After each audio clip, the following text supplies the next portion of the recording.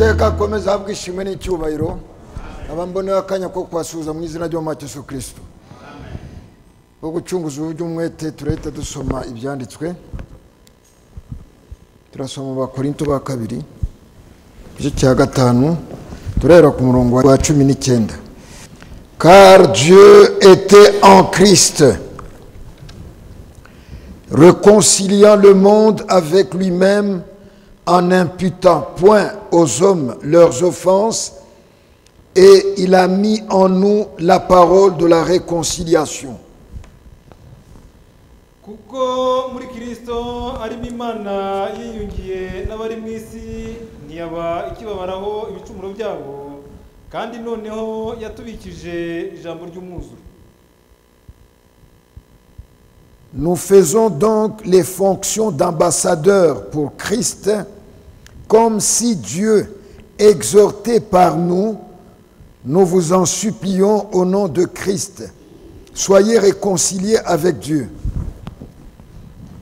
Nicyo gituma tuba intumwa mu kimbo cya Kristo, ndetse bisa naho Imana ibingingira muri twe. Nuko rero turabahendahenda mu kimbo cya Kristo kugira ngo mwiyunge n'Imana. C'est lui qui n'a point connu le péché.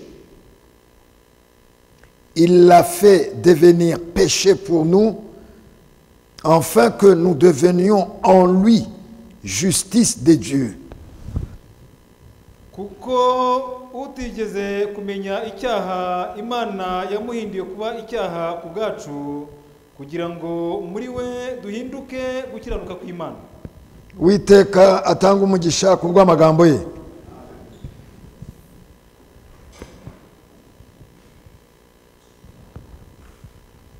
Ubwiyunge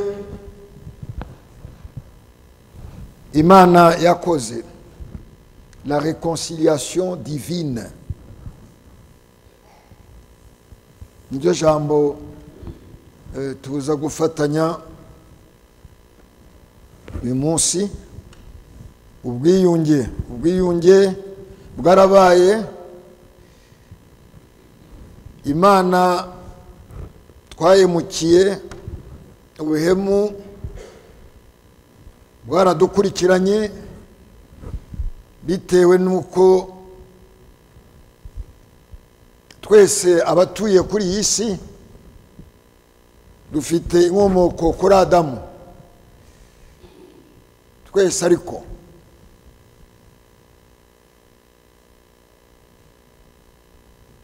ijambo ry'Imana niryo rihamya rivuga ariya mu ntangiriro igice cya 3 mwene data aradusomera umurongo wa 20 ukamanuka.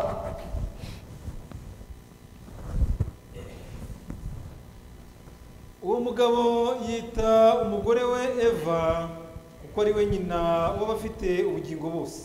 Uwo mugabo aterura ijambo, uwo ni Adamu. Uyita uwo mufasha we amwita Eva. Niwe nyina wa bose. Nuko ijambo ry'Imana ribitanga ubuhamya. Adamu, ijambo ntago rihamya ko ari we se wa bose, ariko Eva we niwe nyina wa bose. Eva ni wabyaye Kayini, abyara na Abeli. Abeli se yari Adamu, ariko Kayini afite se.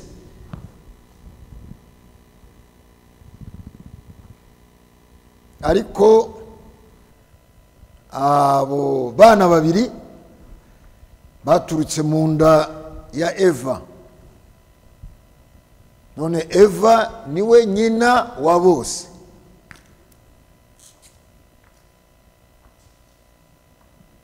naho ngaho kenshi na kenshi na Bibiliya itari yatugeraho. Interuro twakomeje kuvuga kuva kera ni interuro ivuga ngo naka ni mwene mama n'umuvandimwe, bikomoka hariya, kubera ko uko n'ijambo tumaje kurisoma, abakwiriye isi bose baturutse mu nda y'uwo mubyeyi, y'uwo mumama Eva. Abatuye kuri iyi si bose bitewe nuko baturutse mu nda y'uwo mudamu n'abavandimwe bose, ariko kubera ko baturutse mu nda y'uwo mumama.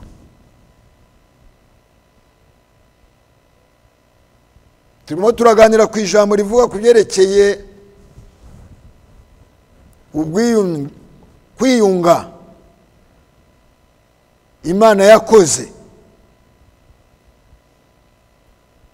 Imana twabashe guhemukira biturutse ku mwanzi w'Imana mu gihe yamanukaga abiba imbuto mbi, imbuto yo kutumvira.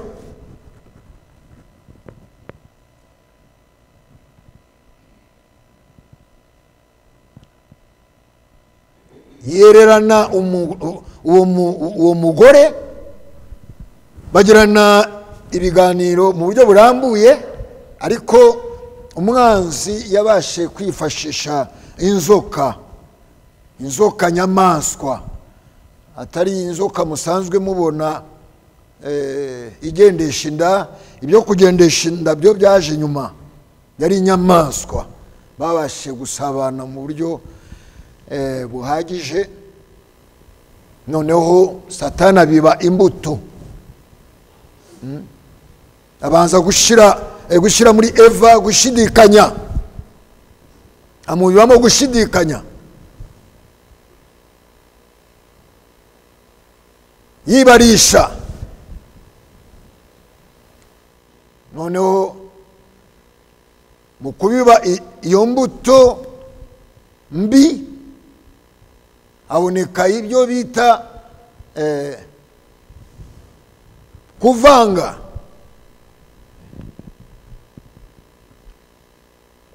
imbuto. Inzoka muri ubwo busabane ihita ibona urubyaro,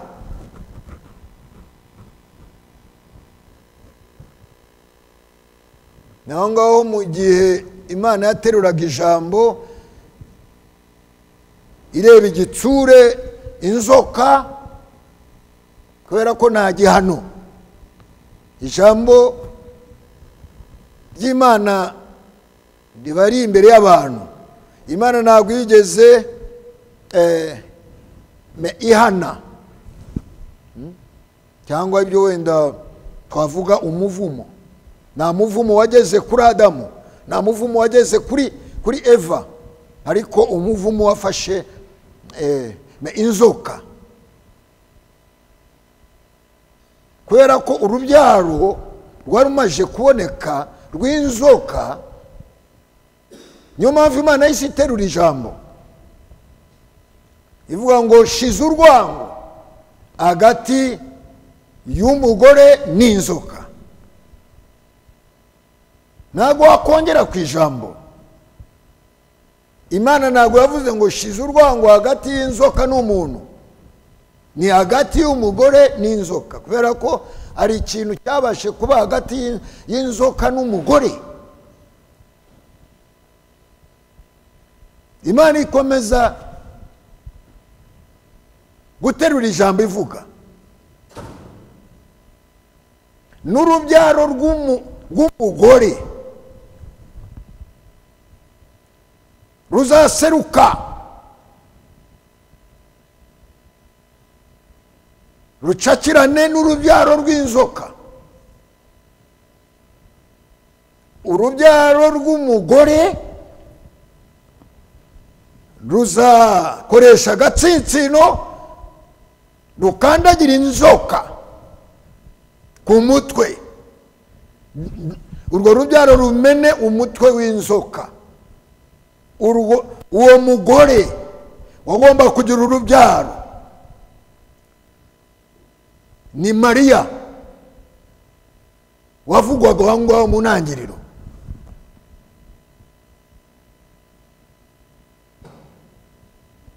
Ibya Mariya byaje gutangazwa nubwo batavuze izina rye.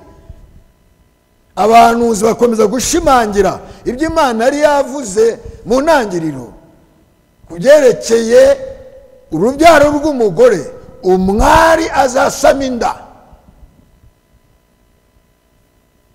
Biza kugera igihe cy'Imana yari yavuze kuva mu ntangiriro ikoresha akanwa ka Yesaya.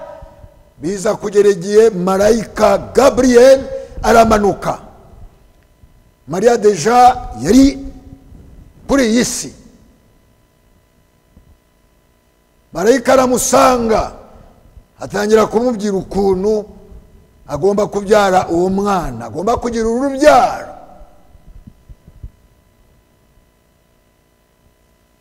Mariya yahise yibaza ukuntu azabasha kubyara uwo mwana, kubera ko gahunda yo kubyara yari isanzweho.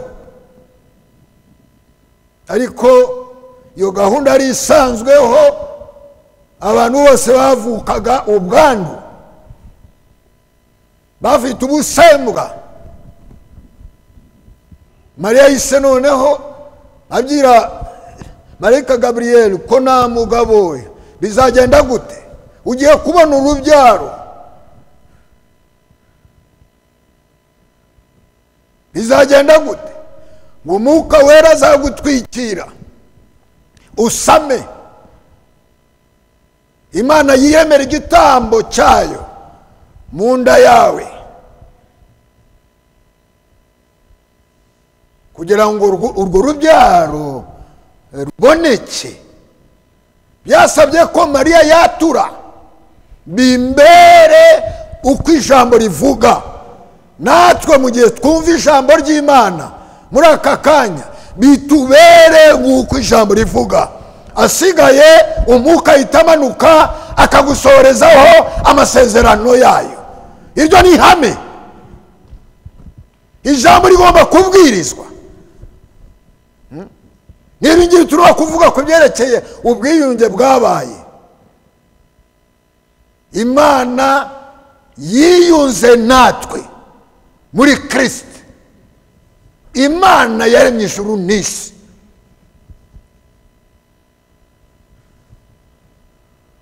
Muri Yesu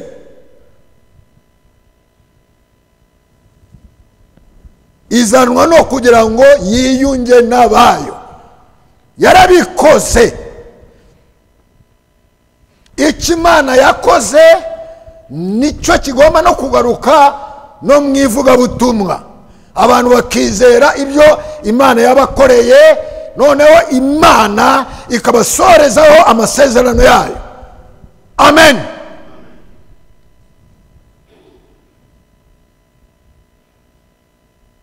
Iryo ni ihame, ni ukuri. Ngewe uko mpagaze hano ntacyo nakumarira, ariko mu gihe ngewe ndimo guhamya ibyo Imana yakoze, ukabyizera, amasezerano y'Imana agusoreraho. Iyo ni ihame. Ntabwo nshobora kugusabira ngo Imana igukize uburwayi.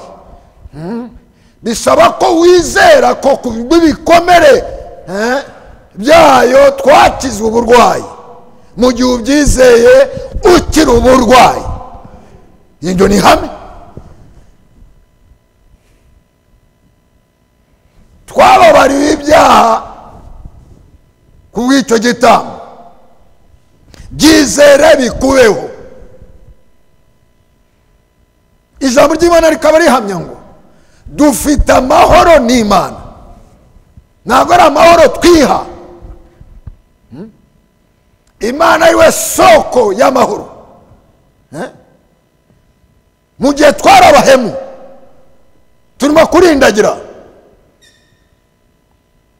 abantu bashaka amahoro mu bidashobora kubaha amahoro, abantu bashaka umunezero mu bintu bidatanga umunezero. Nuko isi ibayeho mu buryo bucuramye. Imana niyo soko y'amahoro, Imana niyo soko y'umunezero. Ibindi byose ni ubuzima bucuramye.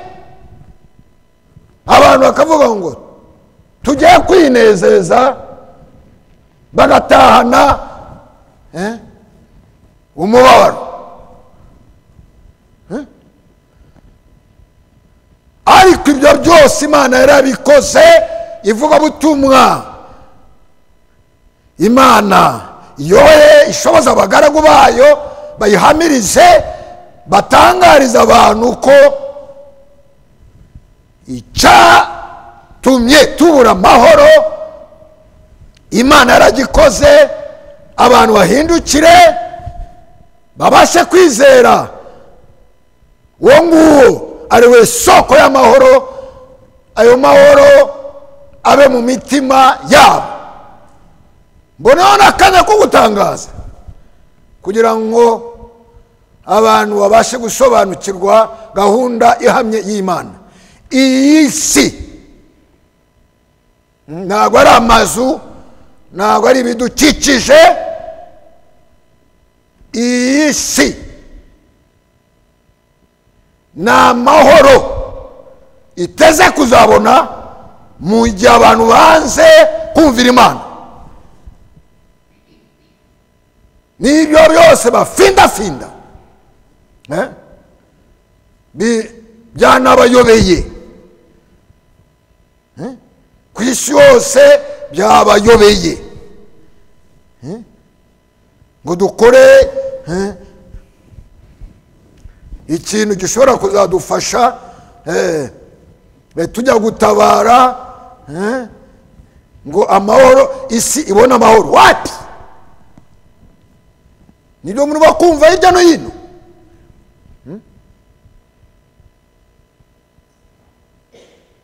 Amahoro ntabwo ashobora guturuka mu gihanga cy'abantu. Amahoro afite isoko yayo. Amahoro ari mu Mana. Abantu banze kumvira Imana ni amahoro bateze kuzabona. Niyo mpamvu ubona ni imivurungano yose murimo kumva.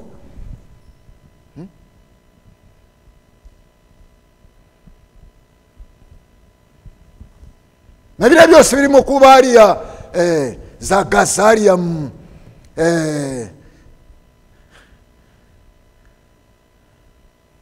isi barimo gutanga amakuru ngo ni umunsi wa kangahe intambara ibaye. Nta kumanuka ngo bajye wenda kuyihagarika. Wapi? Ibihe by'amanyamahanga bigeze ku musozo. Niyo mpamvu ubutumwa bw'igihe burimo kubwirizwa ku isi yose. N'imburo ya nyuma abanyamahanga magaze imbere yanyu ni amahoro bateza kuzabona nyuma y'uko ubutumwa burimo gutambuka abantu bakabwanga. Ni amahoro. Nibyo byabaye no kuri Isirayeli. Yesu ari hano kuri iyi si. Imana ije mu murimo wo kwiyunga. Abisirayeli batera utwatsi umwami, bibwira ko bagira amahoro basenga mu masinagoge, ariko bakanga jambo. Jambo ahita n'abatangariza bavuga ngo yemwe mbashe kuza meze nk'inkoko ibundikira imishwi, ariko mwaranze mugiye gushwiragira. Icyo umwami yavuze cyabasohoyeho. Niyo mpamvu abanyamahanga akaga naho twagahungira birimo biraza, umusogongero umuraza. Abantu bose bazaza baririra mu nguni yabo, nawe utabara undi. Ijambo ry'Imana niryo rivuga ngo abantu bazabasha kwifuza n'urupfu barubure.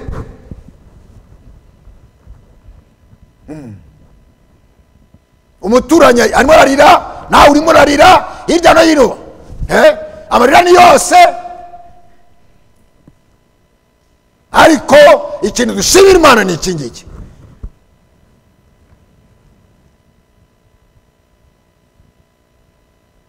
abakiriye ubutumwa bw'igihe, abari muri gahunda y'Imana ihamye, n'abanyamugisha.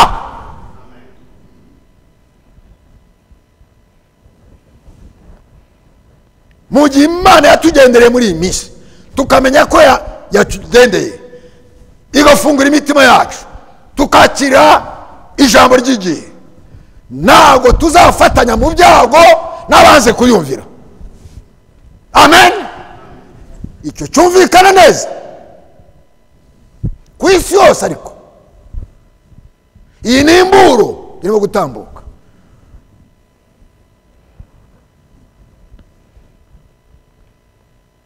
Ni amahoro. Adamu na Eva bari mu mahoro, batari batega amatwi umwanzi. Niyo mpamvu umwami yahise anavuga ngo mwabahemu mwe, mwemeye gutega ugutwi umwanzi, ngiye kubirukana. Ndabirukana mu busitani bwa Edeni, mugende muyoboke uwo nguwo mwumviye. Niryo jambo turimo gusoma hariya, ni mu ntangiriro, ukuntu Satani yahise abiba imbuto, Imana igafata ijambo, ale musohoke hano mugende. Dusomere. Uwiteka Imana iremera Adamu n'umugore we imyambaro y'impu irayibambika. Uwiteka Imana iravuga iti, dore uyu muntu ahindutse nk'imwe yo muri twe. Ndekera ngaho, dore uyu muntu ahindutse nk'imwe muri twe. Dore uyu muntu kubera kumvira umugore we. Ibi mbisubiramo kugira ngo kubera ko ubutumwa buratambuka bukagerana no ku bandi baticaye hano.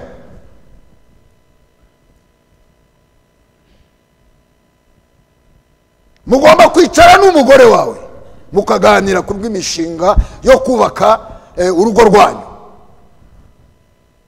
Ibyo ntabwo byababaza Imana, ariko ikintu gishobora kuba kibabaza Imana ni igihe Adamu yumviye umugore we amutesha umwanya wo kumvira Imana.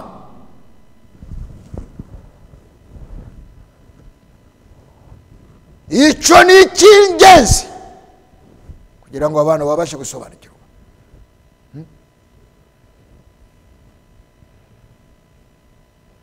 Dufite inshingano nk'uko ijambo ribidusaba kuba munsi y'ubutware butwara iki gihugu, kugira ngo mubyumve neza. Umukristo ntabwo ari ikigande.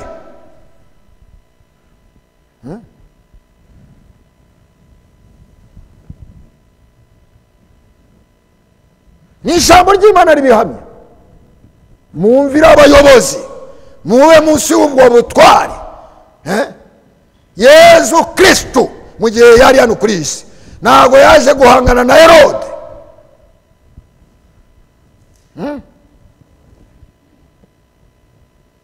Ijambo ryasohokaga ryarasaga mu nkambi y'abitwa ko basenga. Na Herode yahise yibaza akeneye no kubona uwo mugabo. ngo cyama wenda nkamubona. Niyo mpamvu n'abakristo nabo tugenda muri iyi si dufite inshingano. Gahunda y'iyi si n'ubutegetsi bw'iyi si, abakristo ntabwo bahangana kuva na kera. Abakristo b'ukuri ntabwo bahanganaga n'ubutegetsi bwabayeho. Natwe nuko duhagaze, nukumvira abayobozi n'umuyobozi waho hasi, nubwo wamurusha amashuri ariko mu gihe ari mu mwanya we wo kuyobora umwumvire. Amen. Kugira ngo usoze inshingano Imana yaguhaye mu mahoro, nuko gahunda y'ijuru imeze. Abatotezaga intumwa mu gihe cy'itorero rya mbere ntabwo bari abayobozi, bari abanyedini.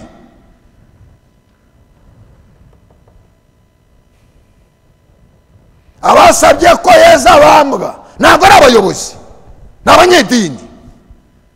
Uwo mwuka nawe wagiye. Niyo mpamvu ubutumwa bwaje buhangana n'uwo mwuka wo gusenga mu buryo bucuramye.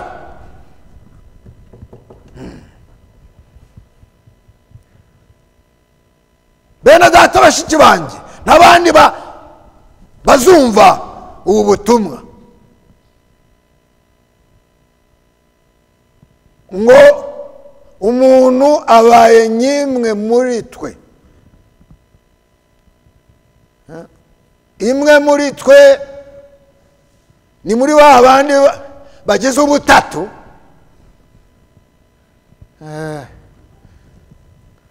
Niyo mpamvu ivuga butumwa rikenewe mu gihe Imana yavuga ngo tureme umuntu mu ishusho yacu. Yabwiraga abandi, yabwiraga Mwuka Wera, yabwiraga umwana, yabwiraga abandi, kugira ngo umenye n'uwo umwe muri twe ari muri bande. Uwo umwe muri bo si wowe bashe kwitandukanya n'Imana, ari we rupfu.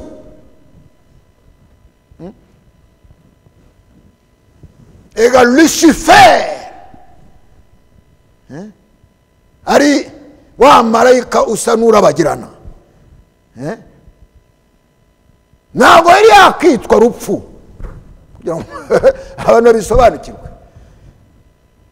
yiswe rupfu kubera ko yitandukanye na bugingo Mana. Rupfu amanuka ajya gushuka abantu, nabo abatandukanya n'Imana, nabo barapfa, bapfa nawe. Nuko byagenze. Rupfu ari ku murimo.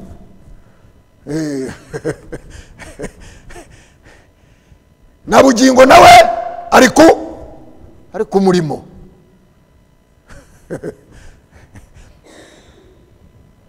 Rupfu yari mu busitani bwa Edeni,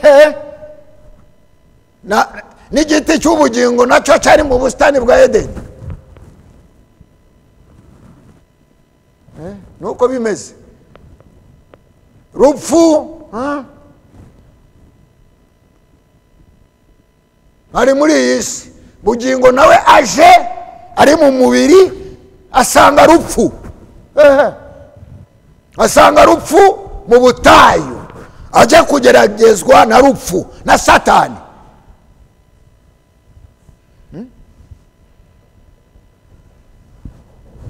Satani wibarishe ku byerekeye iby'ijambo ariya mu busitani, yongera gusanga umwami ngo niba uri umwana w'Imana ni rupfu. Hindura aya mabuye y'imigati, rupfu we naje ngusanga. turabona n'amaso ku yandi. Jambo ari mu mubiri aje gusanga se kibi, se kinyoma, wa wundi wabibye imbuto mbi aje amusanga, ntabwo amuhunze, bagiranye ikiganiro, barimo kuganira na rupfu. Marayika umukerubi ukomeye. Bene data bashiki banjye, ikintu tugomba gusobanukirwa ni iki ngiki. Satani mu gihe bitewe no kwiyumvamo, erega na ziriya mpano ashukisha abantu ntabwo yazihaye, ni Imana yazimuhaye, ariko bitewe n'izo mpano yibonamo ko ari icyo ari cyo,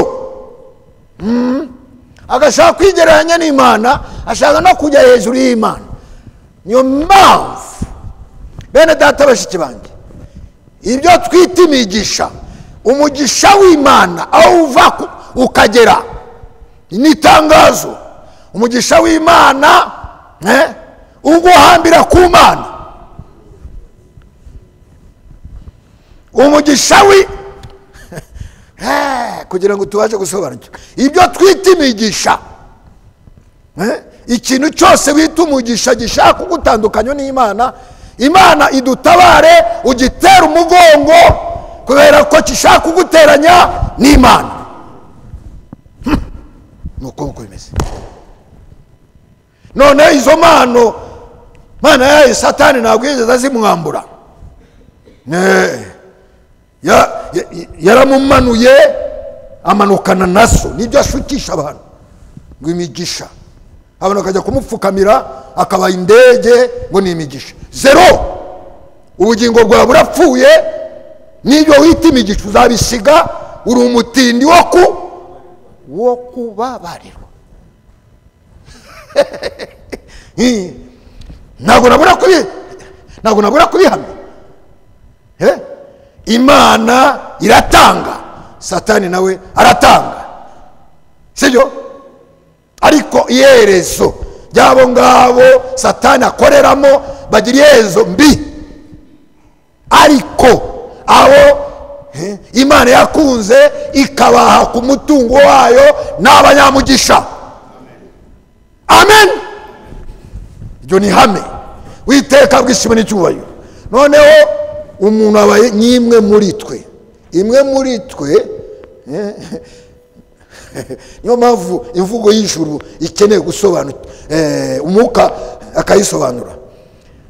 Mu gihe usomye aho ngaho uhita umenya uriya bavuga umwe muri twebwe, uhita ubisubiza mu ntangiriro igice cya mbere, ubona ukuntu Satani yabegereye abatandukanya n'Imana. Dusomere. Uwiteka Imana iravuga iti, dore uyu muntu ahindutse nk'imwe muri twe kubwo kumenya icyiza n'ikibi. Kubwo kumenya icyiza n'ikibi. Uwamenyesheje Eva na Adamu icyiza n'ikibi ninde? Ndababajije, ninde? Si Satani.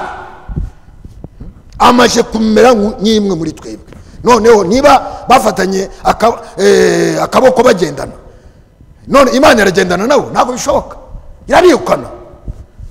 Muyoboke mujye kurindagira, siyo? Abarindagize. Imana ishimwe. Imana ibirukana no mu isambu yayo muri Edeni, irabirukana pe. Dusomere nibagende. Noneho atarambura ukuboko agasoroma no ku giti cy'ubugingo, akarya akarama iteka ryose.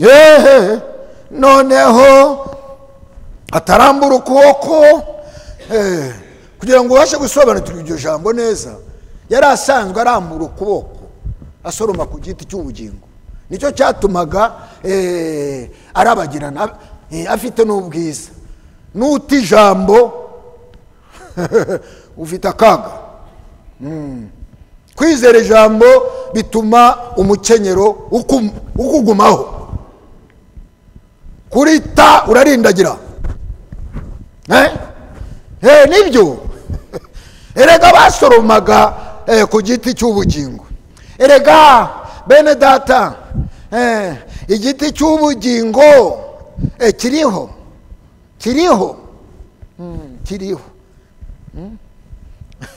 Ntabwo cyari igiti gisanzwe. Kubera ko mu isano rya kera icyo giti cyahise gihinduka umuntu. Biriya mu byanditswe. Ariko reka mwene data banze aturangirize iryo jambo ko yabirukanye mu isambu ye. Nicyo cyatumye Uwiteka Imana imwirukana muri ya ngobyi muri Edeni kugira ngo ahinge ubutaka yavuyemo. Sireba? Mwasomye neza? Turimo turagendana. Amwirukanye. Iyi ni Edeni, sibyo? Bari muri Edeni. Sibyo? Ngo musoke bayisotsemo. Mujye guhinga ubutaka. None iyo Edeni bari barimo, siyo mpamvu abantu bibarusa. Ngo bashaka Edeni kuri iyi si. Wayibonerayo? Bayibonerayo? Sura ko ibirukanye koko. Uko twabisomye. Musoke. Edeni rasigaye. Abakerubi barinze iyo Edeni. Ni ishyamba risanzwe. Oya. Niyo mpamvu ubona iby'Imana ni byiza.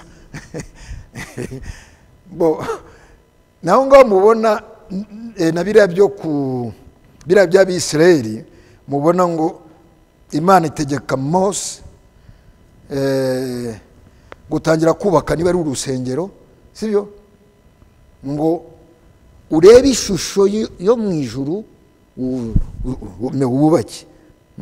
Noneho no mu kubaka kugira ngo umenye ibya Edeni, Imana itegeka Mose imubwira ngo noneho uze gushyiraho n'abakerubi babiri kuri ya sanduka. Nibyo bisubira muri Edeni. Nibyo bikururana.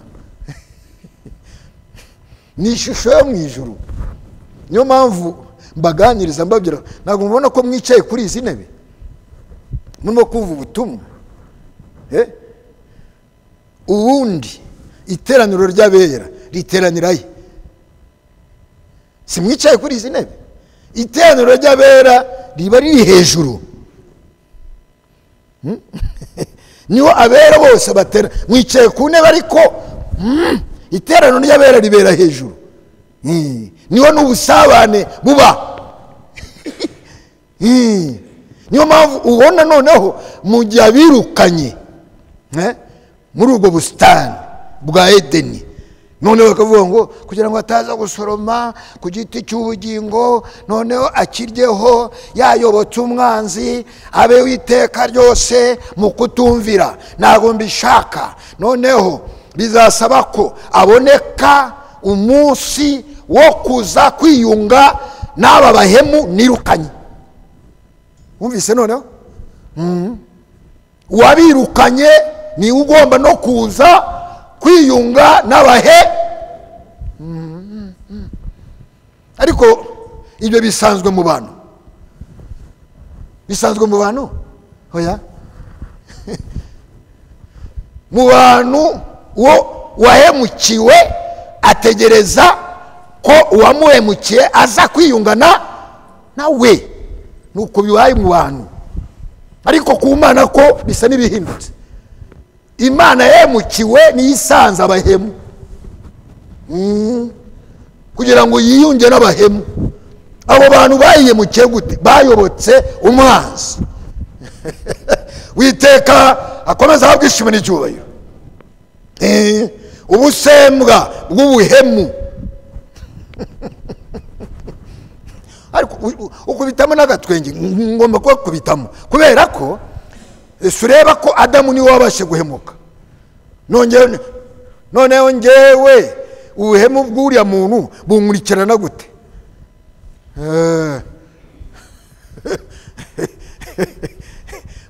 buragukurikirana kubera amaraso buragukurikirana nawe wabihungira. Ubusembwa abavuka ku mugore biturutse mu bwandu, abo bose babyarwa muri ubwo buryo bavukana ubusembwa. Ntago wigisha umwana muto kugira umujinya, ntago umwigisha kurwana, ariko ubwo busembwa arabuvukana.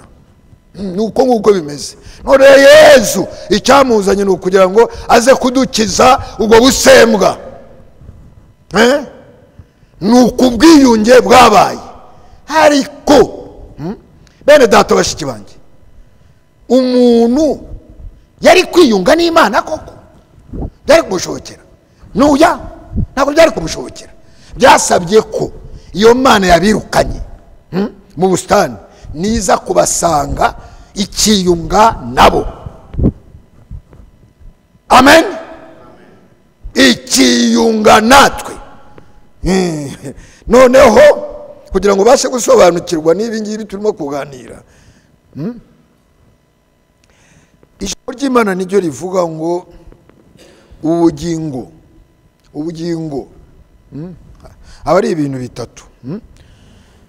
Hari umubiri, muri uyu mubiri harimo amaraso,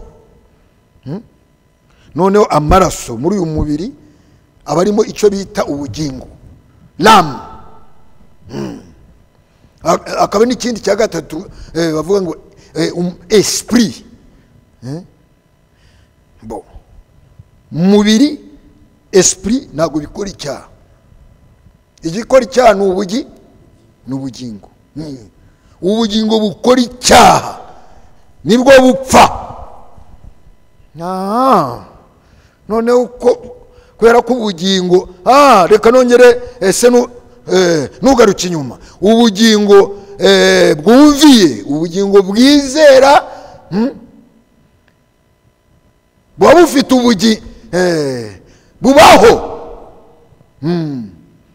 Niyo mpamvu mubona Yesu muntu ntabwo ari kuvuka muri ubu buryo twe twavutsemo, kubera ko mu gihe ari kuvuka muri ubu buryo yari kuba afite amaraso yanduye, afite n'ubugingo bwanduye. Ubugingo bwanduye ntabwo butabara ubundi bugingo bwanduye.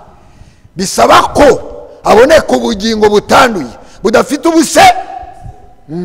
Noneho Imana ni yera koko, yashatse ko mu maraso ya Yesu abamo ubugingo buzima, ubugingo bwumvira. Niyo mpamvu nawe yumviye kugeza no gupfa, agapfa urupfu rw'agashinyaguro, ashaka kugira ngo abarohamye abagire gute? Abarore, abatabare. Niwa mutabazi, niwa dutabaye. Shana data. Niwa dutabaye. Shana data. Ni nyibi ngibi byabashe kuba muri iki gihugu, sibyo? Kubera ibintu byari bikomeye cyane. Abagombaga kurokoka, bamwe bari mu bihuru, n'abandi bari muri plafond. Bakumva ngo icyari gitumye twisha mu plafond tujya mu bihuru kivuye gute? Babona abantu, rega turabatabaye, manuka. Noneho bisaba ko abo ngabo bamanutse muri plafond, noneho bajya inyuma y'abo abandi babatabaye baririmba, muri abatabazi mwaradutabaye. Natwe nuko bimeze, uyu mwami yaradutabaye. Niyo mpamvu tugomba kuba inyuma ye tumuririmbira amanywa na nijoro. Nibyo tugomba kuririmba intsinzi, siyo? intsinzi umwami yadushikirije. Mushobora kugira isoni zo kuririmba intsinzi. Uyu mwami nahabwe ishimwe n'icyubahiro. Amen.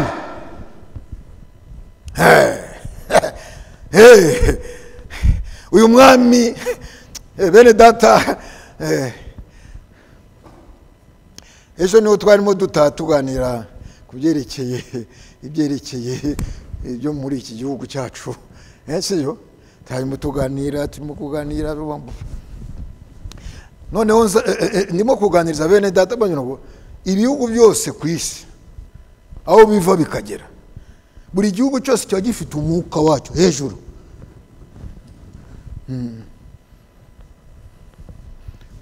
Hano mu Rwanda naho ari umwuka uri hejuru.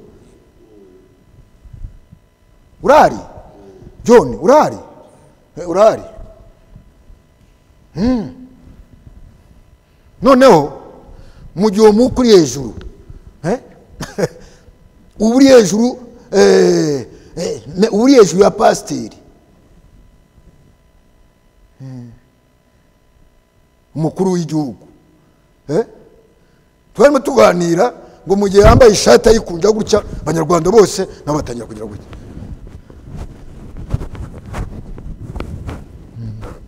Mu gihe yambaye niba ari Made Rwanda, Made in Rwanda, bakabona muzehe yambaye Made in Rwanda, n'abandi bose nabo batangira kugira gutya, batangira nabo kwigana. Nuko bimera, nuko bimera. Noneho mu gihe mbaganiriza utuntu nk'utwo ngutu, ni ukugira ngo mbigarure kuri iri jambo turiho. Niyo mpamvu n'uyu nguyu yadutabaye tuba dukeneye gusa nawe, sibyo? Tugasa nawe, tukamuhanga amaso, tukamusingiza. Witeka abwishimo n'icyubahiro. Shana data, nasingizwe. Ni umwami w'abantu. Yesu akuzwe. Murabizi? Yesu akuzwe iteka cyose. Bene data bashiki banjye, ibi ngibi biri mu munezero. Igihugu twakigezemo, sibyo? Igihugu twakigezemo. Erega turi mu gihugu, turi mu gihugu. Igihugu mbabwira ni muri Yesu, sibyo? Ni muri we. Ariko muri iki gihugu turimo intambara ni yose. Ariko bene data bashiki banjye, niyo mpamvu mubona n'ibi ngibi mubona hariya mwumva biduhira hariya. Oni ntabwo yabihagarika, barinjira n'amashari. Ntabwo ushobora kubahagarika. Bashyigikiwe nande? Bashyigikiwe n'Uhoraho. Uhoraho wabashyize muri kiriya gihugu, ntabwo ushobora kubakoraho. Niyo mpamvu mbahamiza mbabwira ngo umwami watangije ubu bubyutse adukomeyeho. Amen. Adukomeyeho. Azi ko nibo kubwiriza hano umwami arabizi, arabizi. Witeka bwishwe n'icyubahiro. Niyo mpamvu agahanga kabasha gukomera cyane. Ntabwo ushobora guhagarika uyu mugambi. Ni umugambi ushyigikiwe n'ijuru. Witeka akomeza bwishwe n'icyubahiro. Turimo turavuga ku byerekeye ubwiyunge Imana yakoze, tukaba tuyishimira ko yaje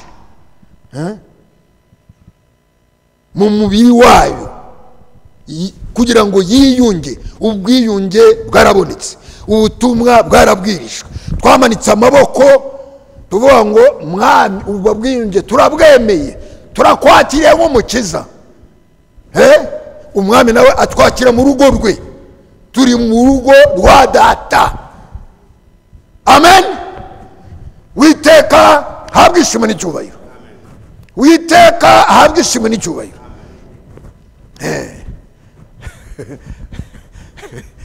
Nibyo ngibyo. Nta kindi sibyo? Igihugu tukirimo, sibyo? ntawe ushobora kukituva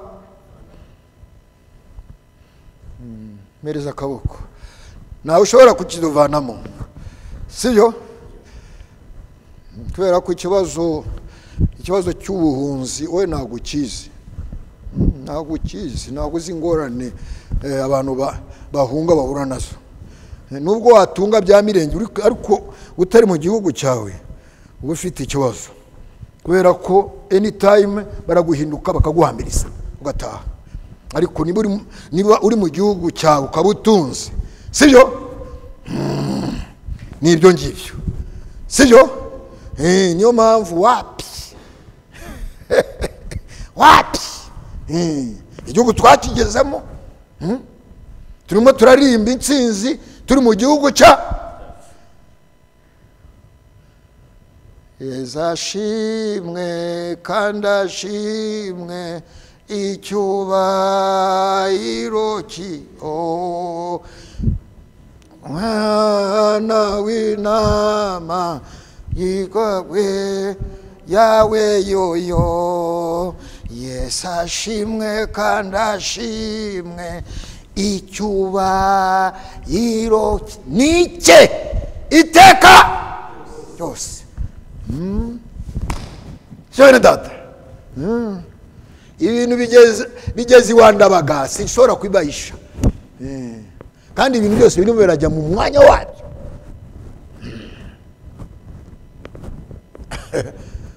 Ibintu birimo birajya mu mwanya wabyo, no mu buryo bugaragara birimo birajya mu mwanya wabyo. Mukabona Putin aragurutse, afatanyije n'Abashinwa, afatanyije n'Abarabu, ntabwo mushobora kumenya impamvu yabyo. No kugira ngo ibintu byose bijye mu mwanya wabyo. Niyo mpamvu icyo mbasaba mu izina ry'Uhoraho, Mana dufashe natwe dufatane urunana,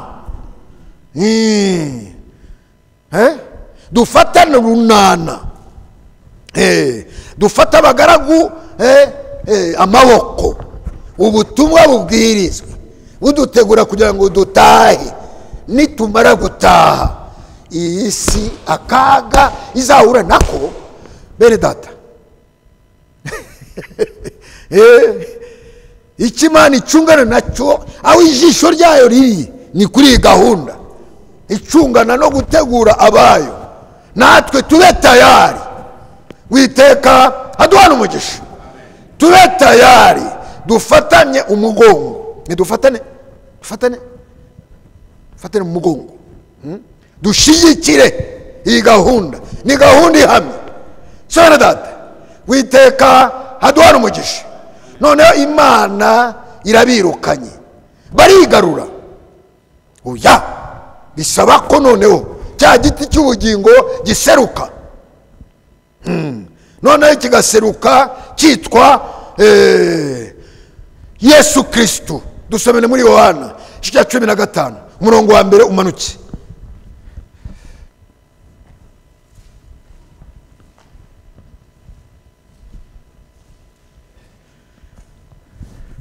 Ndi umuzabibu w'ukuri kandi data ni nyirawo uwuhingira. Arimo arakora amatangazo, arimo arakora itangazo ry'igiti cy'ubugingo cyari mu busitani bwa Edeni. Niyo mpamvu shimira Imana cyane, nkayishimira no kunzigama no kungwanaho, kubera ko Satani kubera gukubita agatoki cyane, ariko Imana ikagira gucya ikagucira kanzo ikagufasha, kubera gahunda mufitanye nayo. Kugereke iki giti cy'ubugingo cyari muri Edeni, turabona ukuntu cyabashe gufata urugendo kigenda. Mu gihe cy'Abisirayeli tubona isanduku iri aho ngaho, abakerubi bari aho ngaho, urugendo noneho kiza guseruka noneho mu muntu. Noneho uwo muntu atangiye gukora itangazo avuga ukuntu ariyo giti cy'ubugingo. Dusomere. Ishami ryose ryo muri jye ritera imbuto arikuraho, iryera imbuto ryose aryanganyaho amahage yaryo ngo rirusheho kwera imbuto. Tureba ko atangiye kuvuga ngo ndi umuzabibu, noneho kuri uwo muzabibu hariho amashami, arimo aravuga niwe icyo giti, noneho amashami bum, n'abo bantu agomba kwiyegereza akabatera kuri icyo kuri we, kugira ngo noneho aya mashami azaze avoma amazi kuri uwo muzabibu. None mu gihe bavuga ayo magambo abantu bagasoma ngo ni umuzabibu ngo ni amashami, ntibamenye n'ibyo ari byo, ntibamenye ngo igiti cy'ubugingo cyari umuzabibu, ntibabimenye ntibabimenye yari umuzabibu. Niyo mpamvu ubona icyo giti ngo noneho biza kugera igihe bagitumira mu bukwe, icyo giti cy'ubugingo bagitumiye mu bukwe bw'Ikana, bagitumiye mu bukwe bw'Ikana, mwene data nkuzi, bagitumira mu bukwe bw'Ikana kubera ko ni umuzabibu, sibyo? Bo muri ubwo bukwe barimo gutanga, niba ari vinyo barimo barayinywa, Mariya arimo arasomaho, Yesu nawe yasomyeho. Yesu Frère Kapitene, Yesu yari umurokore, yanywaga fanta. Nariko uraseka urimo. Yesu yari umurokore, yihataga fanta. Muri ubwo bukwe ntago ari fanta batangaga, yari vinyo. Nimuzaze muca ku ruhande. Noneho iyo vinyo yari ihari irashize, igiti cy'ubugingo nawe araho ngaho, umuzabibu sibyo araho ngaho muri ubwo bukwe. Arakora arabigenza gute? Bamuzana ikibazo, erega vinyo irashize. Yesu nawe kubera ko ari igihe wenda n'abantu bavuga ngo hari n'igihe Yesu ngo yari afite ubupfura buke,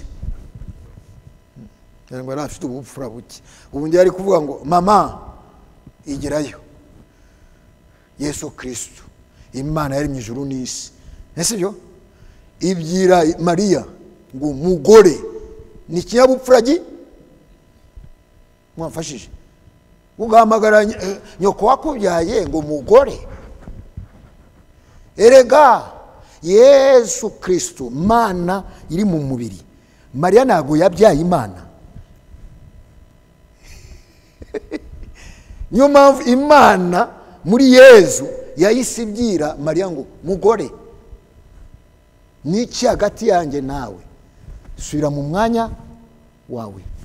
Mariya nawe arumvira, mu gusubirayo niwe yahise noneho aganiriza abo bantu babwira ngo erega uriya mugabo uriya niwe muzabibu, icyababwira mugikore.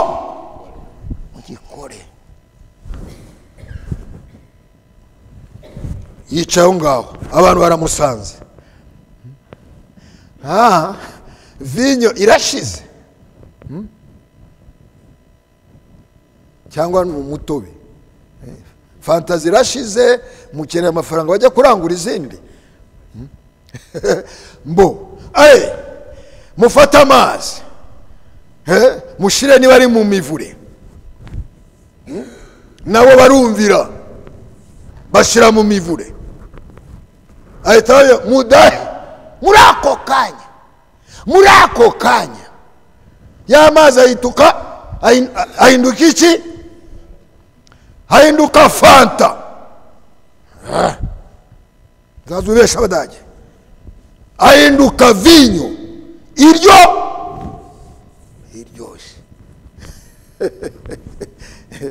basogongera n'umukuru w'ubukwe, iyi vinyo yari iri he?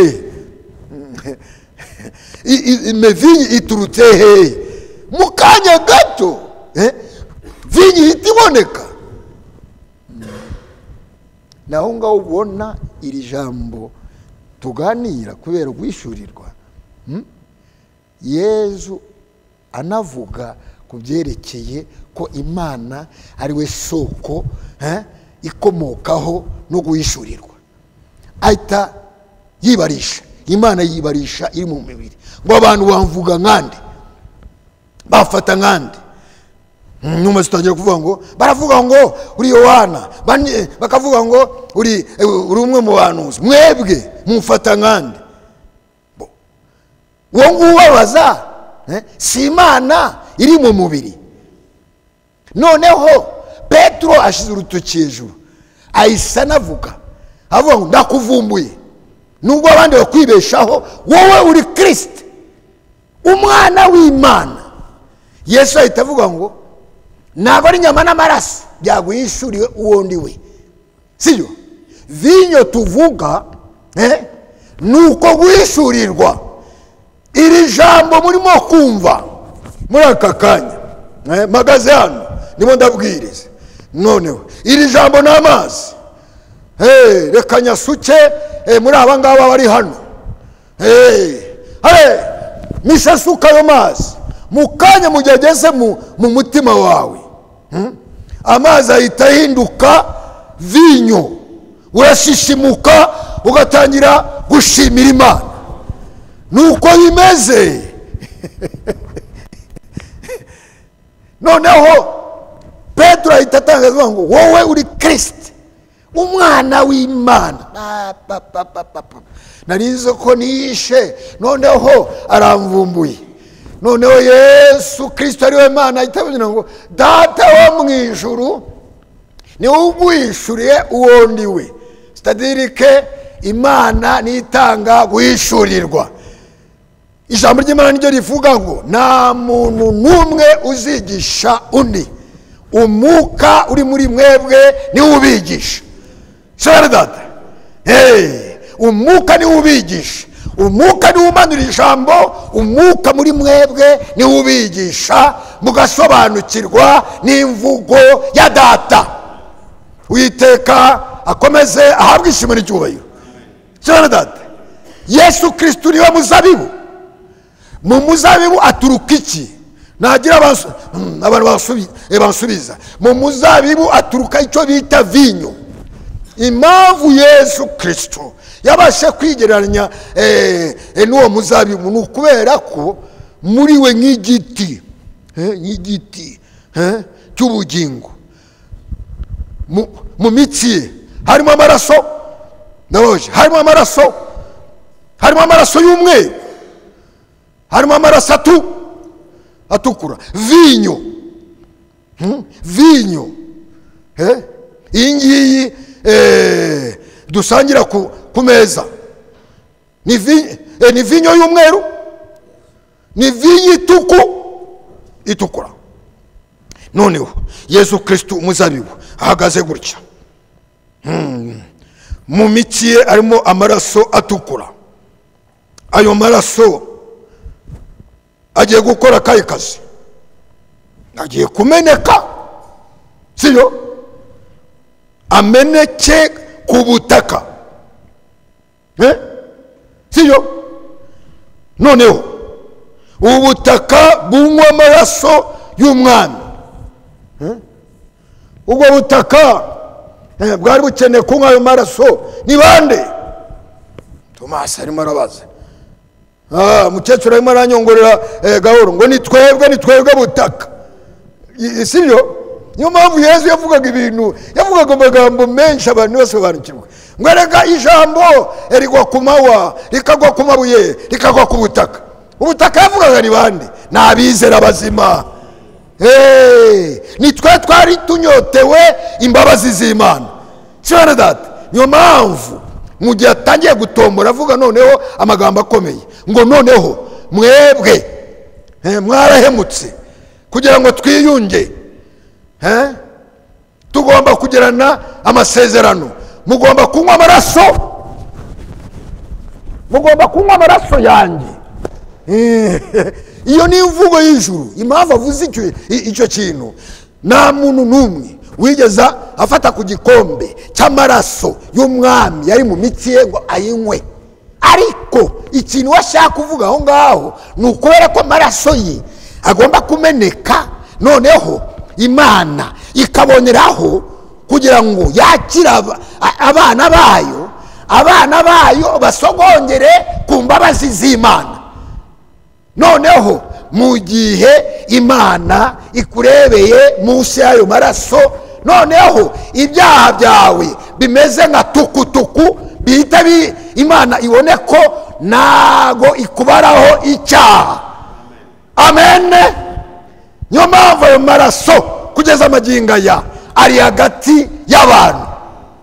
Niyo mpamvu ubona n'abantu, intore z'Imana zitari zumva ubutumwa, wenda Satani akizirindagiza hano hirya, ukabona umuntu arimo kudandabirana, ukabona umuntu Satani yaramufashe, ariko ni igikobwa cy'Imana, ni umuhungu w'Imana. Amaraso y'umwami aracyamurinda kugeza igihe azumvira ubutumwa, akagaruka, umwami akamugarura mu muryango wayo.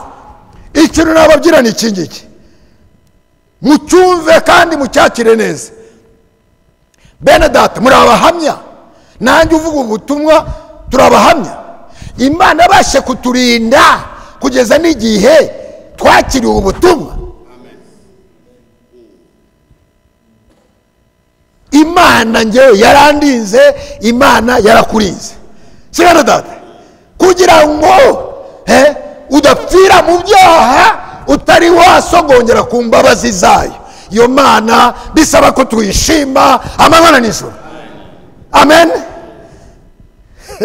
Nabashe kuba ubuhamya, siyo turigiriya ya Zakatanga, intambara intambara niba ari by'abamurere yongewe byari byabaye. Nicyo gihe nagiye kuvuka.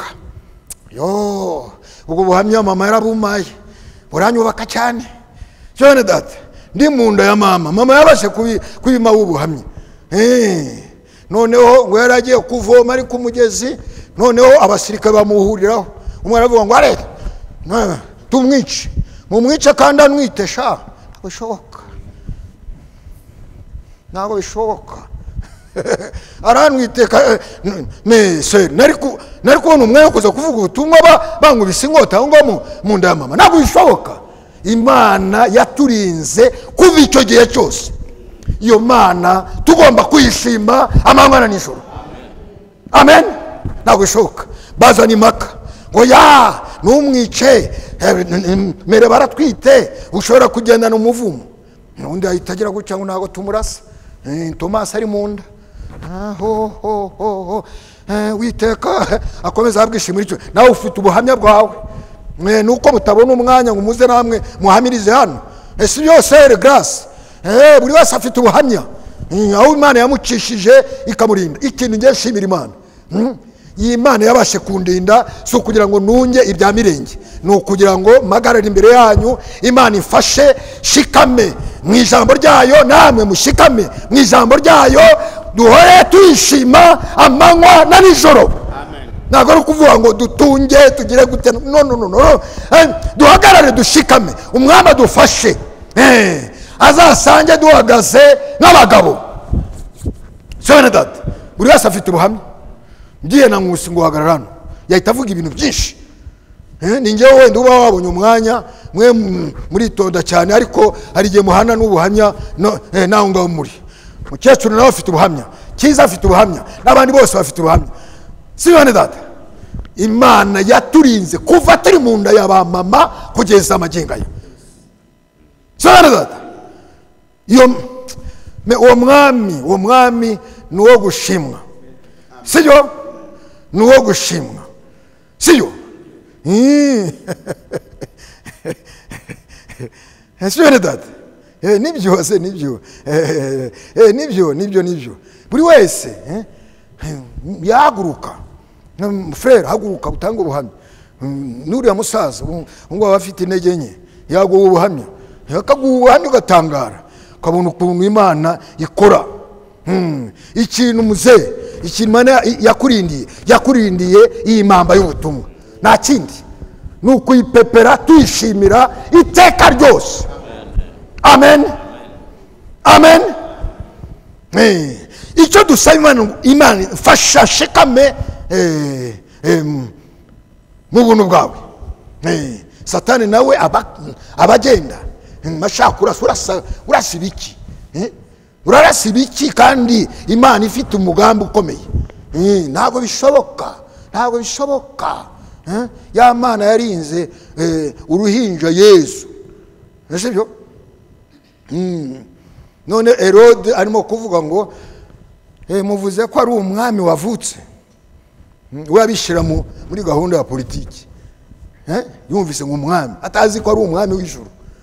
Ngo none mwe mugende mu muramye, none nimumubona mugaruke muze kumbwira.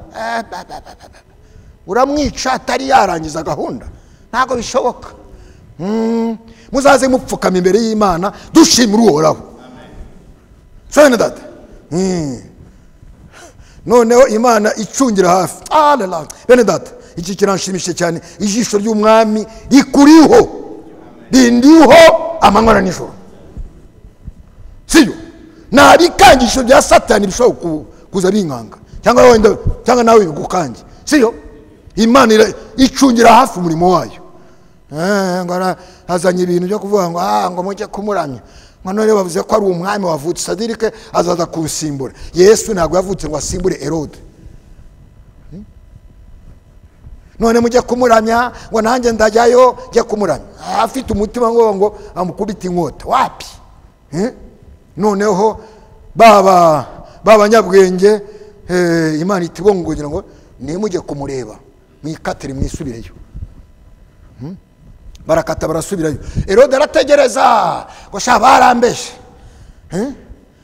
ariko bambwiye ahantu ngo umuntu yagomba kuvukira. Imana icungira hafi. Mu gihe noneho Herode yohereje abasirikare ngo bajye guhiga ngo bamuhitane, Imana yahise yongorera Mariya na Yosefu mumuhungishe. Yahunze kare yagiye. Noneho Herode ahita yica ubuhinja ngo yabashe kwica, ahereye nibere kubyira afatanya n'imyaka. Ubuhinja arabumanyura. Avuga ngo muri ubwo buhinja nawe yahitiyemo. Wapi? Umugambi w'Imana urahagaze. Witeka bwishimwe n'icyubahiro. Mu gihe gikwiriye Yesu aragaruka, asoza inshingano yamuzanye. Ubwiyunge buraboneka. Ubu turimo turarimba intsinzi. Cyane data, batangarize nashize akaboko hejuru, intsinzi abana b'Imana tuzayiririmba amanywa n'ijoro ku isi hose. Siyo? Uyu mwami yadushikirije intsinzi, tuzamuhora inyuma, tumwogeza. Witeka habwishimwe n'icyubahiro. Reka nsoreze naho ngaho. Kenshi na kenshi nkunda gufata n'amasaha menshi, ariko reka mpfundikire naho ngaho. Intsinzi yo yarabonetse. Reka mpfundikire naho ngaho, ijambo ni rigari. Sibyo? Mwene zadusomere iki cyanditswe, mpfungire naho ngaho, twisengere twitahire. Soma mu Baroma cya 8. Naho ngaho mpfundikira. Abari mu gihugu nateka bagomba gucirwa n'uwo ari we. Dusomera umurongo wa mbere. Nuko rero noneho abari muri Kristo Yesu ntateka bazacirwaho. Abari muri Kristo Yesu abamanitse amaboko, Imana ikabakira mu muryango wayo, bagasohongera ku mbabazi zayo. None Imana ikabatereka hehe? Muri Kristo.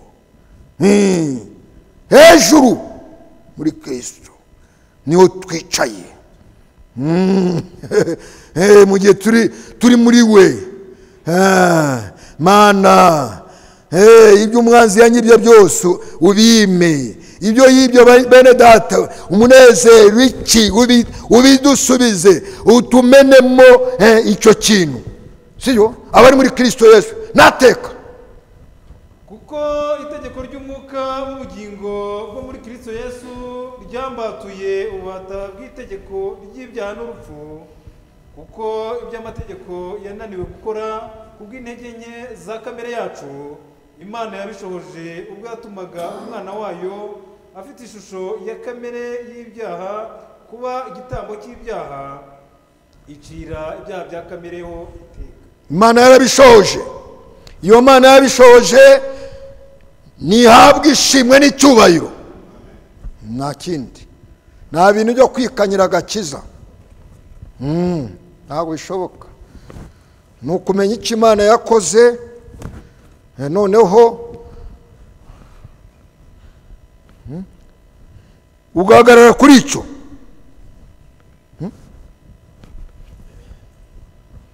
Imana yakunze abari mu isi, sibyo? Imana yanga ko urukundo rwahera mu magambo ngo nakunze abantu, nta bintu byo kuvuga amagambo gusa, sibyo? Bishyire mu bikorwa. Noneho mu kubishyira mu bikorwa ngo Imana itanga umwana wayo. Uwo mwana wayo yatanze, sibyo? Ni tusa n'abazamuka hejuru abantu bagasigara hasi. Uwo mwana umwana wayo yatanze. Umwana wayo yatanze ntabwo yabambwe ku giti. Ivuga butumwa rifata ikirere. Umwana wayo yatanze, sibyo? Imana itanga umwana wayo. Mfite igitabo cy'indirimbo, ndi imbere ya mushiki wanjye Mama Samuel. Tomasi atanze igitabo kuri Mama Samuel. Ntabwo ni Mama Samuel cyane, nawe uhari, ntabwo ari we. Noneho uyu mushiki wanjye uracyakiriye kibike, uzaza uhora unyibukira kuri icyo gitabo. Ni impano nguhaye, nta muntu utanga impano urayibika. Imana itanze umwana wayo, ni impano, c'est le don de Dieu. Iyo mpano mu gihe uyakiriye uyibika he? Mu mutima, urayigendana. Nuko bisobanura iryo jambo, itanga umwana wayo, le fils de Dieu. Umwakiriye ahabwa ubugingo buhoraho. Nuko bisobanura. Umwana w'Imana ntabwo yapfuye ku giti, Yesu yabambwe ku giti. Niyo mpamvu mu gihe tutangiye kwinjira mu nyigisho za Bibiliya, abantu benshi basigara inyuma. Un enfant nous est né, nuko Yesaya bivuga mu gifaransa. Un fils nous est donné. Umwana uvuka yarabambwe, umwana utangwa ntabwo abambwa. Niyo mvugo. Kugira ngo usobanukirwe, nowe byagucanga mu gihe wiga teologiya. Ariko un enfant nous est né, uwo mwana wavutse araza kubambwa. Le fils, umwana utanzwe arahabwa. Niyo mpamvu bahita batera n'inama bongo, uyu mwana utangwa azitwa data wa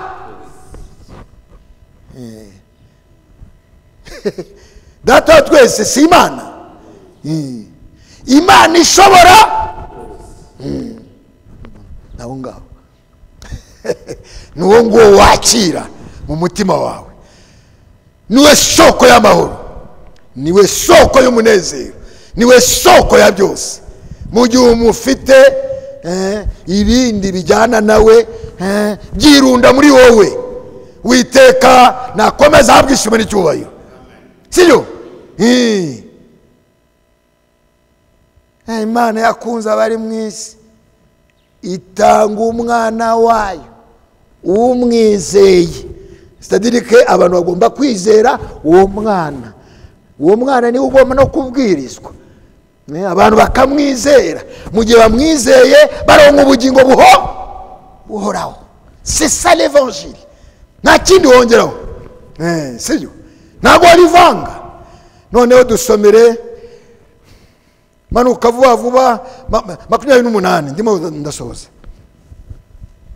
Kandi tuzi yuko kubakunda Imana byose bifataniza hamwe kubazanira ibyiza, ari bo bahamagawe nk'uko yabigambiriye. Kuko abo yamenye kera yabatoranije kera gushushanywa n'ishusho y'umwana wayo, kugira ngo abifura muri bene se benshi. Ariko ayo magambo murayumva hakinjira mutima, ngo bose base niyo mfura y'Imana. Sa nusubira kuri 29. Kuko abo yamenye kera yabatoranirije kera gushushanywa n'ishusho y'umwana wayo, kugira ngo abe ifura muri bene se benshi. Iyo mfura ifite iye shusho, ni ishusho y'ijambo. Niyo mpamvu abangaba yahamagaye bagomba gusa n'ijambo. Ese yo bagomba gusa nawe. Uko ari ijambo nabo bazaba banaja. Uko jambo yavugaga nabo bazaza bavuga. Nako bimeze. Dusomera urimo gusoza. Abo yatoranije kera yarabahamagaye, kandi abo yahamagaye yarabatsindishirije, n'abo yatsindishirije yabahaye ubwiza. Imana ishimwe. Abo yahamagaye yarabatsindishiri, ntabwo ari bo bitsindi. Ntabwo ari ibintu byo kwikanyira. Byose tubikomora kuri uwo nguwo. Uwo nguwo waje kwiyunga natwe. Imbaraga tuzironka muri we. Ubwiza ni we. Mu gihe turi muri we, itorero rirabagirana. Rikaba rifite bwa bwiza Adamu yatakaje. Dusomere. None ubwo bimeze bityo tuvuga iki? Ubwo Imana iri mu ruhande rwacu, umubisha wacu ninde? Mbese ubwo itimanye umwana wayo ikamutanga ku bwacu twese, izabura ite kumuduhana n'ibindi byose? Izabura gute kumuduhana? Izabura gute kumuduhana n'ibindi byose? Sibyo? Izabura gute kuduhana n'ibindi byose? Bo, Imana ikomeze dufashe ntazagira abantu bitera muremure. Niyo abandi barimo kwirukana baguze kibirukansa. Genda ku ntambwe y'Imana. Ni inama turimo gutanga ya nyuma. Genda ku ntambwe y'Imana. Ntabwo uri mu marushanwa n'abantu. Ntiwitere muremure, ejo batazateza inzu yawe. Ngo uri mu irushanwa. Nande? Genda ku ntambwe y'Imana. Imana igufashe. Sibyo? Abantu barimo bariruka. Ntabwo uzi ikibarimo ikibirukansa. Ngo reka twasigaye. Mwasigajwe n'inzitizi. Bikakuvangira ukabura ibitotsi. None genda ku ntambwe y'Imana. Worana ishimwe. Kandi bene data bashiki banjye, ndimo ndavuga kandi ngomba kubisubiramo. Nukazaza uvunika cyane. Suba nibi ngibi. Boye. Bari akaba wenda ari ikibanza. Ukaba wifuza kukigura. Mu gihe aje undi akakigura, uzaza umenya ko ntago cyari icya, ariko mu gihe ari icyawe. Na wundi cyo ari icyawe. Niyo mpamvu ubona bavuga ririya jambo bavuga ngo izaduhana n'ibindi byose. Noneho mu gihe dutegereje ko duhabwa n'ibindi byose, si nka kuriya ubona umugabo akaba atunze afite ibintu, mudamu akaba yicaye muzi ko ari mu bye, ntabwo ashobora kuvunika cyane. Ndi mu mugabane w'umugabo wanjye, ese byo mu gihe anavuye mu mubiri abisigaramo. Noneho iyi si mubona, mu gihe Imana bene data naho ngaho tugomba gusubiza amaso inyuma tukareba aho ibintu byazambiye nawe bigeze, nawe tugana. Adamu na Eva batari bacumura, ibi ngibi Imana yaremye ntabwo yabibahaye ngo babitware. Kutabitwara ntabwo byaturutse mu bugoryi bwabo.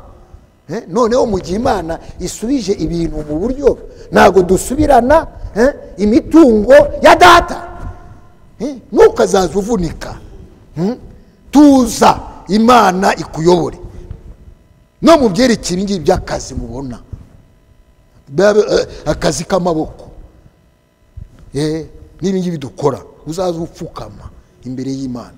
Uri umwana w'Imana, Imana ni so, irakumva. Pfukama uvuge ngo Mana wamaye aka kazi, niwe soko y'ubwenge, niwe soko, wowe ugaca bugufi ukayishira imbere. Imana ni umuhanga, yiteguye ubwenge no muri ako kazi kawe. Ntukazaza usiga Imana inyuma ngo wishire imbere, uzaza uyishire imbere, wowe ukurikire. Witeka aduhana umugisha, Witeka aduhana umugisha. Nakazaza agira abantu bavunika, utangira uburi bitotsi, ugire gute, uburi uruhagarariro, uburi ukuntu wegera n'Imana kugira ngo uyambaze ukamera nk'abandi bantu badafite ibyiringiro. Wowe pfukama, Imana ni so, umubwire ibyawe, yiteguye kukumva kandi akagufasha. Reka amaganya, reka kurega imitsi, icara utuze. Ibi ngibi mubona, haba na zahabu, haba n'ibiki byose, nuko abantu batabona n'umwanya wo gusoma. Mu gihe usomye na hariya mu kiriya gitabo cyo guhishurirwa, ukuntu n'uriya murwa wubatse, amabuye ayubatse ameze nk'ibirahuri, ibyo byose ni Imana yabyubatse. Amazahabu ni ay'Imana, Imana ikanga gushyiramo n'amakaro. Ibi ngiye amakaro wapi, ikasasamo zahabu. Sone data, none abantu banze kuyumvira nibo bigabije iby'Imana. Wapi, Imana igomba kubavanamo abayo bakasubirana ibyabo. Witeka abwishima n'icyubahiro. Tuza, ntukazaza urega umutsi. Ibyo byo kurega imitsi nibyo bituma n'abantu badashima Imana. Satani akambura abantu n'umunezero, bagahora bahangayitse ngo noneho ibintu byarakomeye, dusigaye tujya gucuruza nta kigenda, ibiki n'ibiki. Agahora muri iyo mihangayiko akamera nk'abandi. No, bizambe bigire gute, twebwe turi abana b'Imana, tugomba guhora twishima amanywa na nijoro. Amaganya abe make, ishimwe rihore mu mitima yacu amanywa na nijoro. Nta bintu byo kwiriza, Imana ntabwo ibishaka. Niba ufite n'ikibazo egera Imana. Umupfakazi yarashiriwe, si mu gihe cy'amapfa yabashe kwegera Imana, Imana yaramutabaye. Iyo Mana nawe yagiye iriho, amagana muyareke, siyo? Aho kugira ngo uganyire abantu, uzaza uganyira Imana. Witeka habwe ishimwe n'icyubahiro. Imana idufashe, siyo? Abantu bareza imitsi hano hanze, byayoberanye, ariko ntabwo twamera nk'abandi. Twe turi mu bwami bw'ijuru, siyo? Koko turi mu bihe by'amapfa. Eliya yabaye mu bihe by'amapfa, ndababaje, yabaye mu bihe by'amapfa. Imana yaramutereranye, ibisiga ntabwo byamugaburiye, ntabwo yagaburiwe mu nzu y'umupfakazi washiriwe kugira ngo icyubahiro kigarukire Imana. Iyo Mana nawe yagiye, iyo Mana ni nzima. Amaganya agabanuke, ahore gushima, sibyo? Ishimwe rihoreho, sibyo? Nibyo sibyo? Byose biza kubakunda Imana. Tujye gutaha bene data, tujye gutaha. Kera niho baduteraga ibipindi by'amasaka, wapi ntabwo umuntu ashaka kubyemera, sibyo? Byataye ibyari bifite igihe cyabyo. Igihe abana bavukana amasaka bavanye mu nda y'abanyina, wapi? Ibyo ni ibinyoma, ibyo ni ibinyoma. Umwana ava mu nda ya nyina yambaye ikote,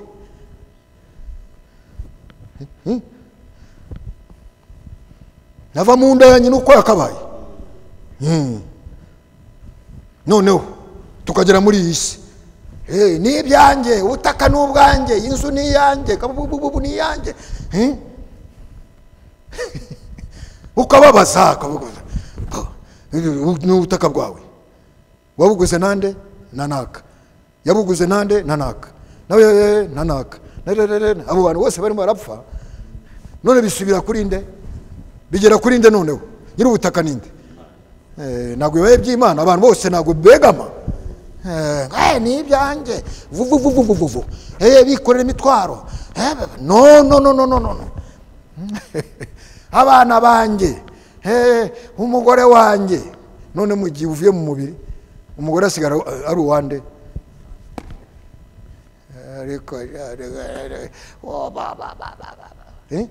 Abana basigara ari abande? Umugabo aragiye cyangwa umugore aragiye, basigara ari abande? Ibyanjye, ibyaye, no. Twe turi abagenzi, sibyo? Ibyo dufite tukaba dushimira Imana ko ari inizanyo, ni ibintu bidufasha muri urugendo, sibyo na data? Imana iduhane umugisha, mu izina ry'Uhoraho. Imana iduhane umugisha. Twe ntabwo tumeze nk'ab'isi. Sabiye abanjye mbasize muri iyi si, ubarinde Imana, ubarinde Imana, iturinde. Amaganya niyo atuma n'umunezero w'agakiza ugenda ukamuka mu bantu. Duhaguruke twishyire imbere y'Imana. Mana, uko wafashaga koko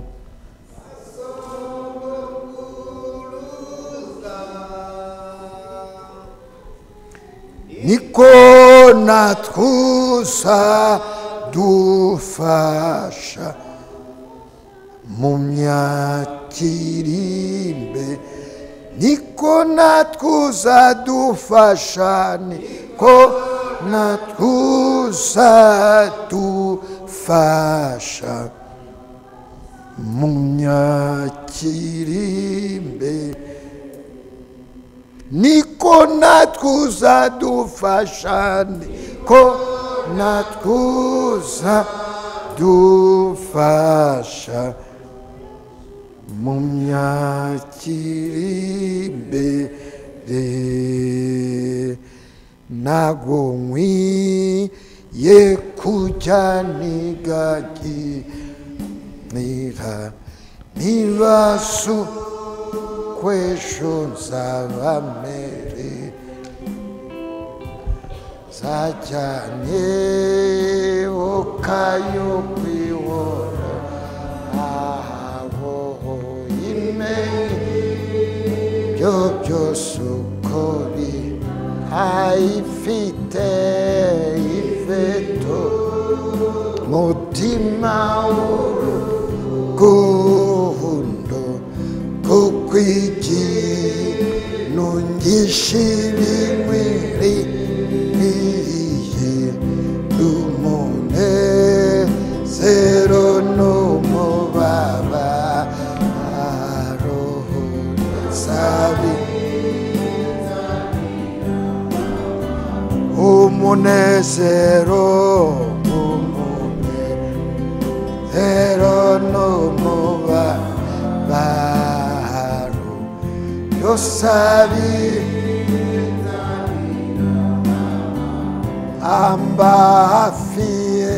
amba hafi ndetse uremo byose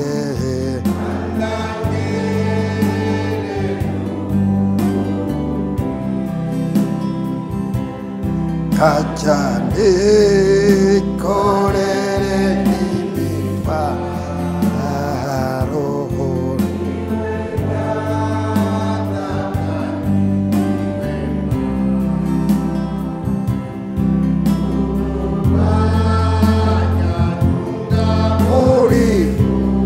muri mose dambira byose muri musaza jyanimbaraga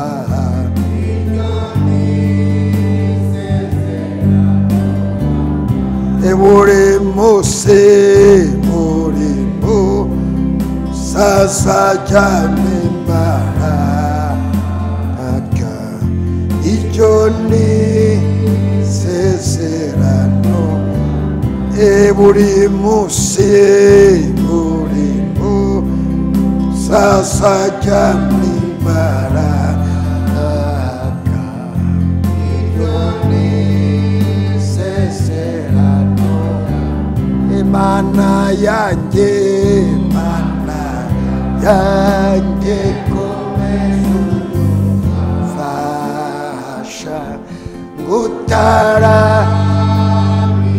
yenese icyo mbwira mureni zeyijambo wanyiheye sinkahure kumbaraga no mubi komeye biriho undamburira amaboko yawe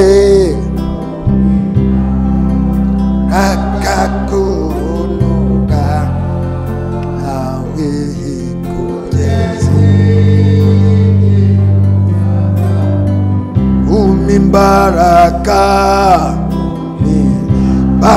imbaraga kunuga awe ugeze mwene data mushiki wanjye tumaze umwanya twumva icyo umwuka atubwira kwizera kuza Imana igushyira mu mitima yacu biturutse ku ijambo tuba twumvise mu gihe tumanitse amaboko ntabwo tuba tuyamanitse imbere y'umwanzi tuba tuyamanitse imbere y'umukiza wacu uwo dukesha ibyo dufite byose turi abana b'Imana. Imana ni data yiteguye kumva icyo tumubwira, yiteguye kudusohorezaho amasezerano ye. Bumbura umunwa utomore, umwuka kuyobore, ukora isengesho. Umwami yiteguye kumva isengesho ryawe. Buri wese nagire icyo abwira umwami. Data wa twese woraho, Mana idahinduka, Mana yahozeho, Mana iriho, Mana izahoraho. Dufashe umwanya wo kugushima kubwira ifunguro uduhaye. Waruzi icyo dukeneye. Buri wese umuhaye umugabane we. Iri jambo ubibye mu mitima yacu, no mu bandi bazaryumva. Mwami, nkaba ngusaba, tukaba tugusaba kurivomera rikera imbuto nyinshi. Turi abagenzi n'abashitsi muri iyi si, dufite aho tugiye gutaha. Mwami, komeza udutegure, utubere ingabo idukingira. Wabaye hafi y'intumwa zatubanjirije, wabaye hafi y'abera batubanjirije, natwe tukaba tugeze ku musozo w'iyi gahunda yawe. Mwami, uko wabanye n'abera bawe batubanjirije, bana natwe, ukuboko kwawe k'ubushobozi kube hejuru yacu. Mwami, kubw'ibikomere byawe twabashe gukira uburwayi. Mwami, kubera ibyo bikomere umurwayi watura iyo ntsinzi, umuhe gukira uburwayi mu izina ry'Umwami Yesu Kristo. Amasezerano yawe uyadusorezeho, n'abandi bazuba ubutumwa bagapfukama imbere yawe bakatura. Mwami, nabo ndabasabiye kugira ngo nabo ubasorezeho amasezerano yawe.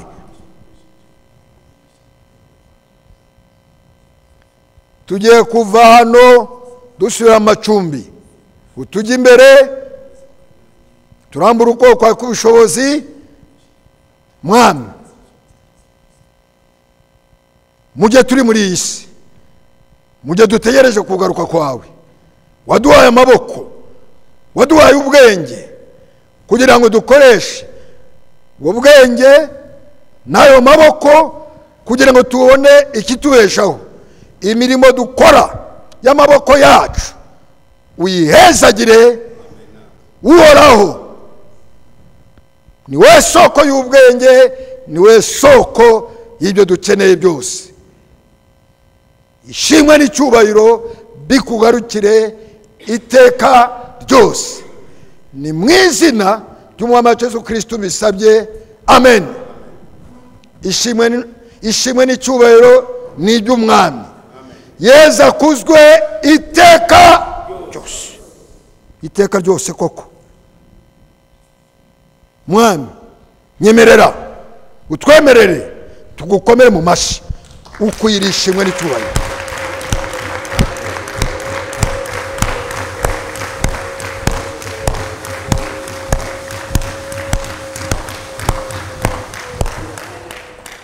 Dusuhuzanye twifurizanya umugisha.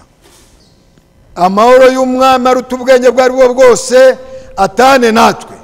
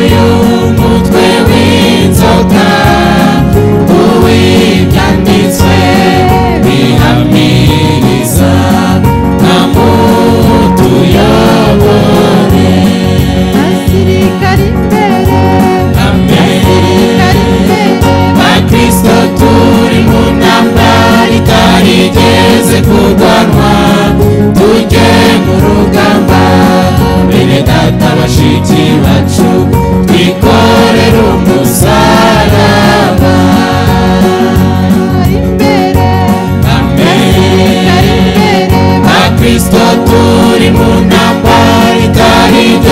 rigeze kurwanwa tujye mu rugamba bene data bashiki bacu twikorere umusaraba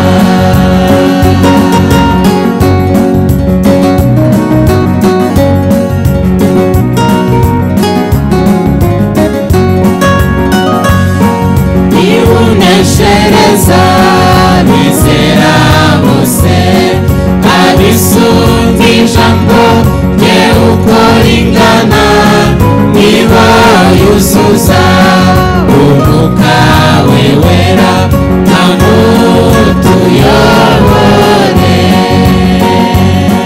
niwuneshereza bizera bose abisunga ijambo rye uko ringana niba yuzuza umwuka we wera nta mutuyobore basirikare imbere amen bakristo turi mu ntambara itarigeze kurwanwa tujye mu rugamba bene data bashiki bacu twikorere umusaraba basirikare imbere amen bakristo turi mu ntambara itarigeze kurwanwa tujye mu rugamba bene data bashiki bacu twikorere umusaraba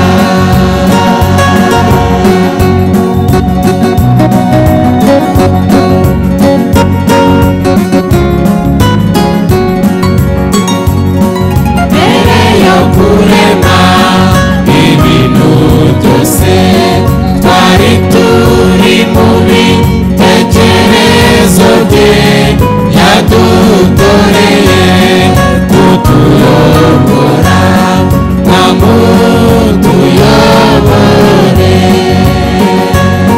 mbere yo kurema ibintu byose twari turi mu bitekerezo bye yadutoreye kutuyobora nta mutuyobore amen bakristo turi mu ntambara itarigeze kurwanwa tujye mu rugamba bene data bashiki bacu twikorere umusaraba basirikare imbere amen bakristo turi mu ntambara itarigeze kurwanwa tujye mu rugamba bene data bashiki bacu twikorere umusaraba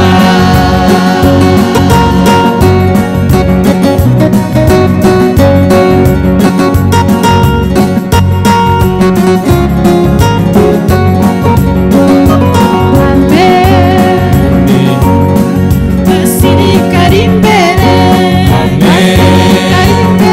bakristo turi mu ntambara itarigeze kurwanwa tujye mu rugamba bene data bashiki bacu twikorere umusaraba